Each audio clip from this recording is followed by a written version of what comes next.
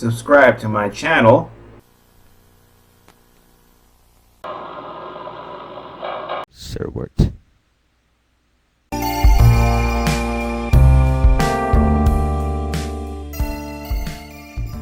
When it comes to SpongeBob SquarePants, there are episodes people love, or episodes people really hate. I've been watching SpongeBob SquarePants since I was 13 in 2007. The show holds a special place in my heart.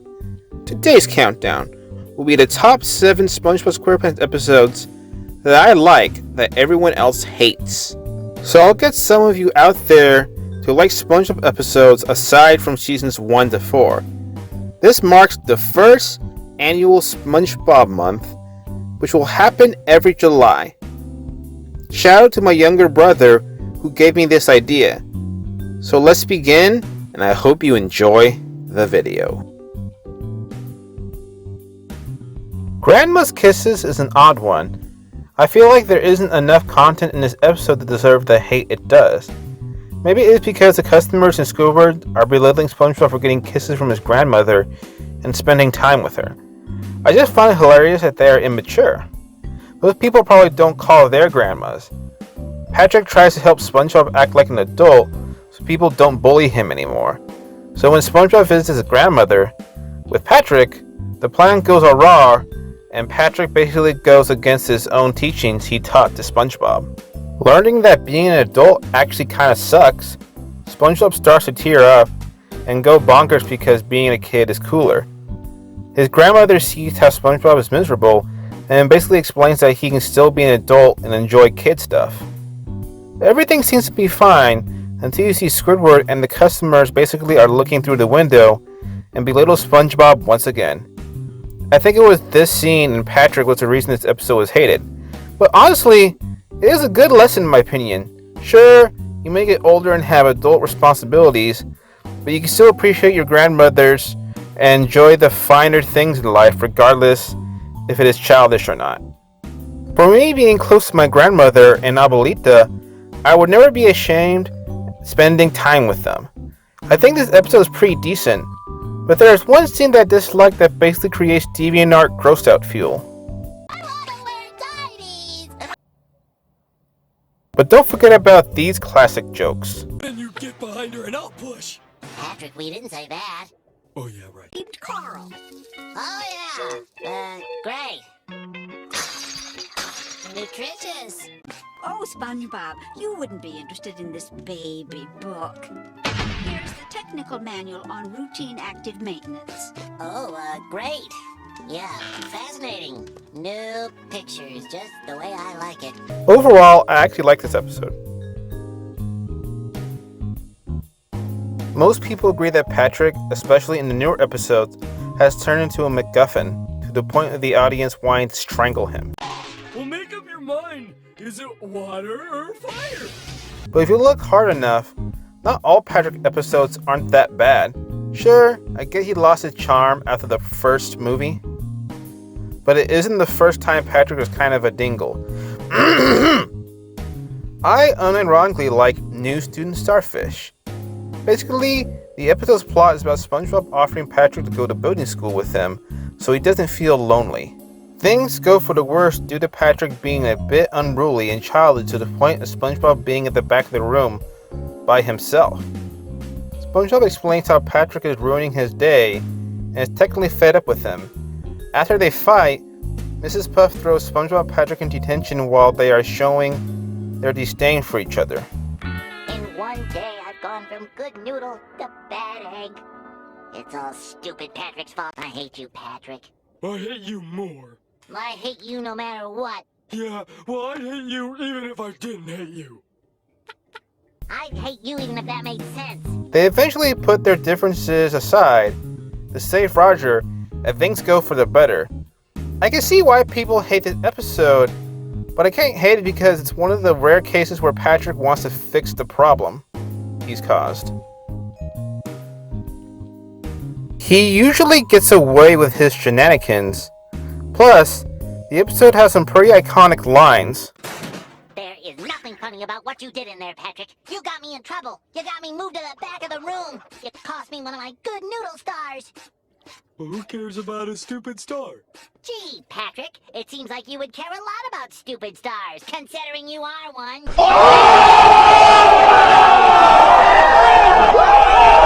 Dude, Patrick just got burned hard by SpongeBob, and there is no fire under water. Also, don't forget about this.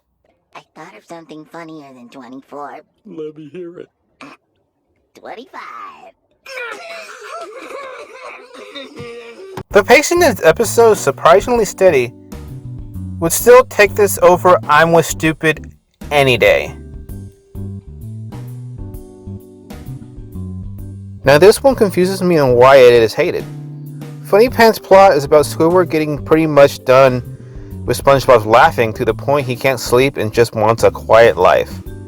So Mr. Tentacles devises a plan to prevent SpongeBob from laughing. He lies to SpongeBob, telling him that his laugh box will break and must not laugh for 24 hours for him to be safe. SpongeBob, being SpongeBob, believes Squidward and takes his advice. SpongeBob runs into Patrick slipping on a banana peel over and over, sees whoopee cushions everywhere with a pie truck driving through. SpongeBob barely survives not laughing after burying himself for 24 hours. Tries to laugh, but he can no longer do so.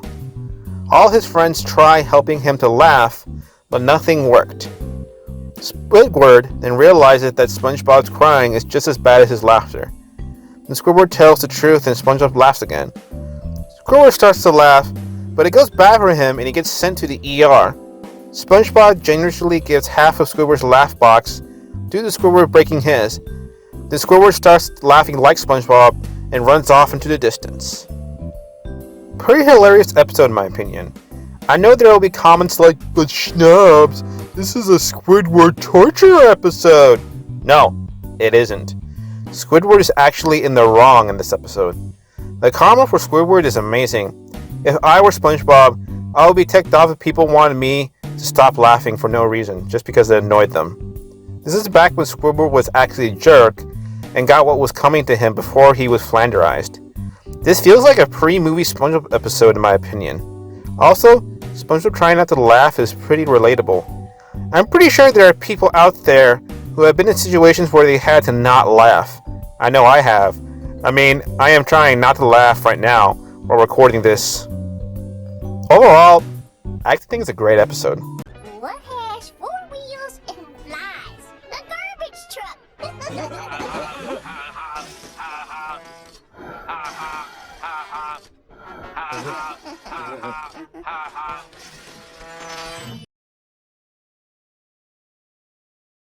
I feel like I'll get nasty comments for liking this episode.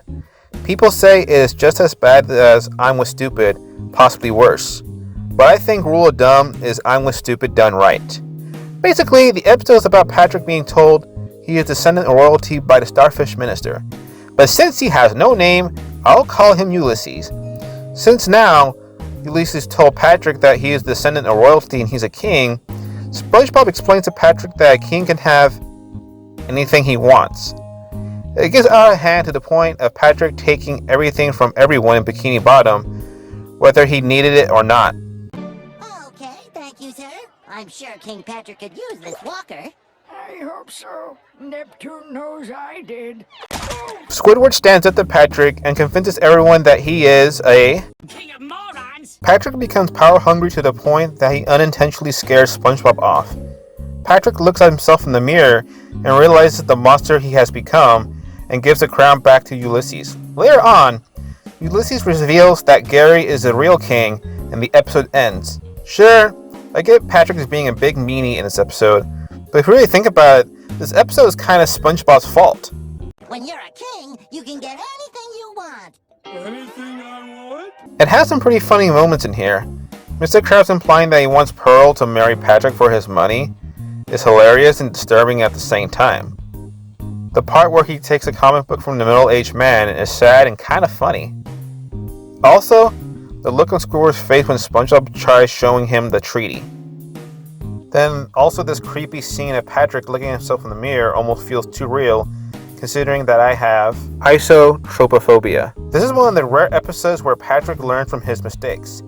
He actually starts to feel rotten when he sees how much of a dictator he was. Where in I'm Was Stupid, Patrick doesn't pay attention or care on how he was taking advantage of SpongeBob when he was trying to help Patrick look smart. Overall, I think Rule of Dumb is a pretty good episode. I can see why other people would dislike it, but I think it's one of the best Patrick episodes. Unlike these ones. Tell him, SpongeBob. Pat, I'm not sure this is what being king is all about. I thought you said I could have anything I want. Was my bestest friend lying to me?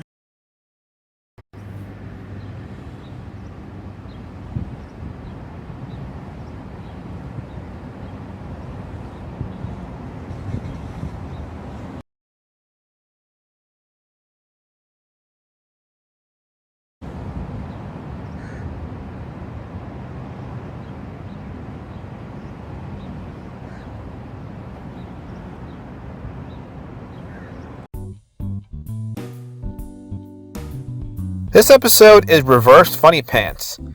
Instead of SpongeBob laughing too much, it is SpongeBob crying too much. Squidward starts to notice that SpongeBob can't stop shedding tears despite SpongeBob being oblivious to it. Squidward and SpongeBob have a bet. If SpongeBob fails to not cry for 24 hours, he has to do Squidward's yard work for 1 whole year. If SpongeBob succeeds, Squidward has to have a slumber party with SpongeBob. I also like this bit right here. Nonsense! I bet you can't go the rest of the day without crying. Excuse me a minute. Star Residence, Patrick speaking. Hey, Patrick. Hey, buddy! Is it 7:30 already? No, I'm still at work. How can I help you? Do you think that I could go the rest of the day without crying? Oh, of course you can. Okay, great. Thanks, Patrick. Sure. Did you remember to put that package outside where I told you? Yeah, but I left it in a different spot. Just ask Gary. He knows where it is. Oh, yeah. Hey, good one, buddy. You almost had me there. Okay. Yeah, talk to you later. All right, see ya. I love how supportive Patrick is with SpongeBob here. A good friend in which other episodes he lacks in that department. So then, Squidward does everything in his power to get SpongeBob to cry, but each attempt keeps failing. It is pretty hilarious on different ways, Squidward trying to get SpongeBob to cry because some of the things that might make SquarePants cry is actually pretty relatable. Sunsets, yes. A letter from my parents, definitely would. And especially sad music.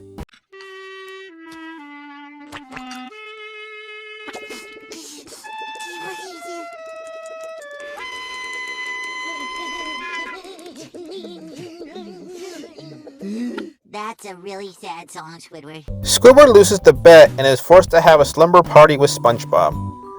This is an episode I feel like Squidward deserved the karma done towards him. This is how he should be written. He feels like pre-movie Squidward in this episode, where he actually gets punishment for his actions. Can we also appreciate Roger Bumpass voice acting in this episode? He almost sounds like ASMR at some parts in this episode. Far away, Mother, father. dear SpongeBob, we are having a wonderful time in the South Seas, and we miss you very, very much. I know it's not teaching any morals in this episode, but if there was one, it is okay to cry every now and then, but you also shouldn't cry over the littlest of things and all the time. Overall, an underrated and overhated episode in my opinion. I feel like this episode aged like a fine wine. The episode Krabby Chronicle is honestly pretty hilarious yet realistic take on false journalism and fake news. You are fake news. The episode synopsis is about Mr. Krabs turning the Krusty Krab into the Krabby Chronicle when he makes fake stories to tell on newspaper in order to get a quick buck. So SpongeBob is ordered by Mr. Krabs to find the best story to put on newspaper. Oh, but thirst for a juicy story, eh? But what kind of story is juicy enough to quench their dry news gullets? I don't even know where to begin to look.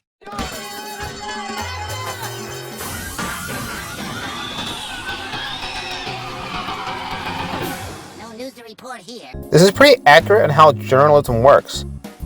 They seem to be very biased. Mr. Krabs forces SpongeBob to make up fake stories of everyone for the newspaper to the point of ruining other people's lives. Boating teacher in high-speed chase! How could such a little news story possibly affect Mrs. Puff in any way? I can't believe such a little news story could have ruined my Larry, the loser, gets beaten up by Pipsqueak. But...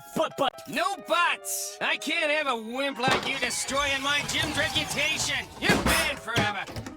I think not. I'm Health Inspector Yellowtail. I'm officially closing down your restaurant. Why? I haven't done anything! That's not what this says. Plankton's chum made of your chums? The chum bucket serves your friends in more ways than one? What? Who's to blame for this? Who? I had no idea it talked. Don't worry. We're from the Neptunian Science Committee, and we've come to confiscate all your science awards. Haven't you read today's headlines? Oh, give me that! Sandy Cheeks or Sandy Chump? Bushy-tailed brainiac really a slow-witted squirrel by SpongeBob SquarePants? SpongeBob finally gets fed up and makes an actual true story that causes Mr. Krabs to lose all his money from making all those fake stories.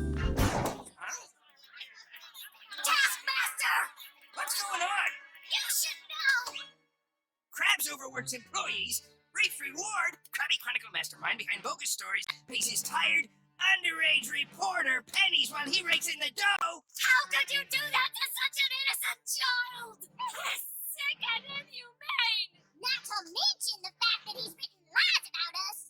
I lost my restaurant because of you! And I thought I was evil. All the kids in town want to beat me up for lunch money. And I've had to go back to watching daytime television. That's it! We're taking our money back! I'm glad Mr. Krabs finally got calm. Or does it?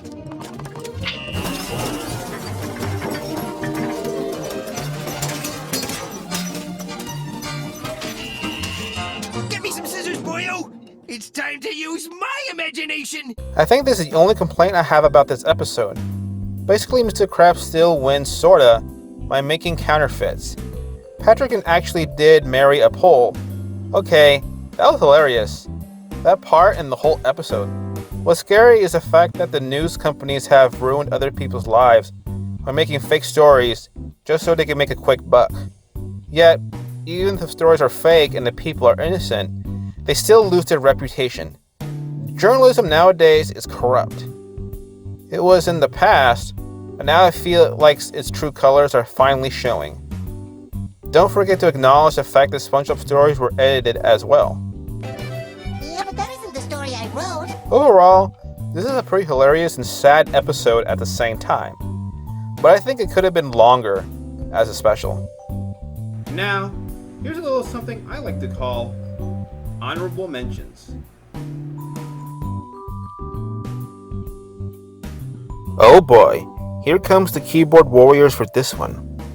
The card is not as bad as many people think. Sure, it is a typical Patrick is being dumb episode, but I surprisingly enjoyed it.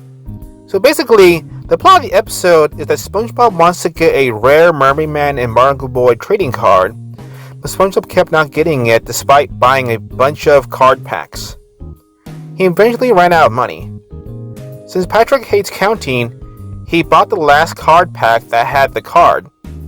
Patrick sees that SpongeBob is very fond of the card, so he just gives it to him. But says he wants to at least borrow it for one day. Patrick uses his card to the point of it being disintegrated, causing SpongeBob to break down in tears. It's ruined! Never have Mermaid Man card number 54, the special talking one! Oh, sure you will. No, I spent all my money and you bought the last pack! And it turns out that the pack of cards was filled with multiple copies of the rare number 54. Patrick says he can have one and then the episode ends. I actually found this episode enjoyable.